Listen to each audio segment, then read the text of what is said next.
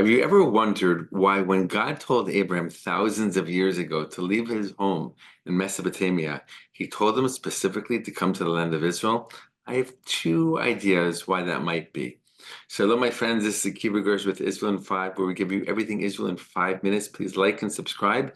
And if you have any questions, want to keep the conversation going, please do so below in the comments.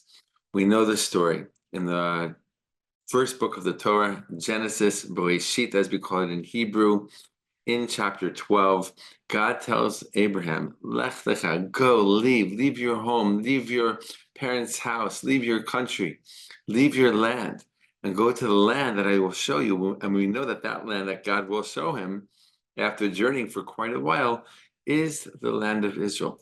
But why did God have to bring Abraham all the way over here to do what he was meant to do in this world, to fulfill his mission? Why couldn't he do it back in Mesopotamia? Why couldn't he do it anywhere else in the world? Why specifically the land of Israel? I have two ideas that I want to share with you as possible answers to that question. Number one, the land of Israel, while it is a special land, a beautiful land, an inspiring place to be, it is not chock full of resources. There's no gold mines here. There's no abundance of natural resources. Even water on some level is very scarce, especially surface level water. And most of the water that people use in this land and have used historically has been found underneath the surface of the ground. Right? So it's not an easy place to live. And on first look, that might look like a curse. Like, why would God do that to Abraham? Bring him to a land that's hard to live in, that it's hard to eke out a living, so to speak. There's not an abundance of resources. Water is kind of difficult to find. Why would God do that? But God did do that for a reason. And there's something very, very kind of specially hidden in that makes it not into a curse, but into a blessing.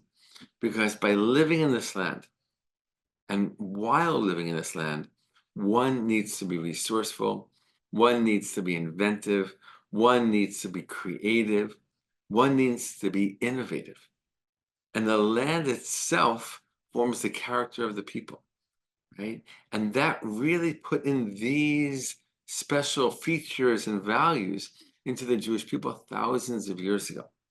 And we see that in modern day times, especially. After 2,000 years of exile and the Jewish people coming back to their land, they once again encountered their land with those lack of resources, the non-abundance of natural resources, and a difficulty in finding enough water.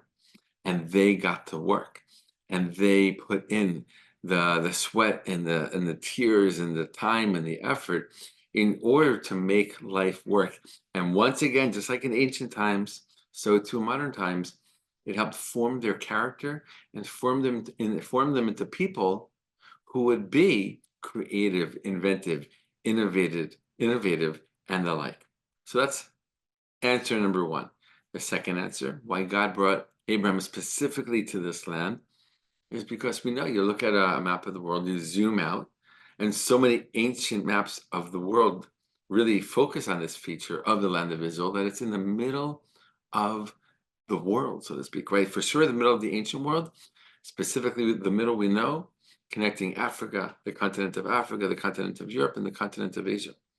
It is a natural land bridge between these different places, these different peoples, these different cultures. And we know that many ancient roads went right through the land of Israel, connecting people from Egypt to Mesopotamia and back, right? And other peoples as well, which meant that many people were traveling through this land in order to get to where they wanted to go, their final destination.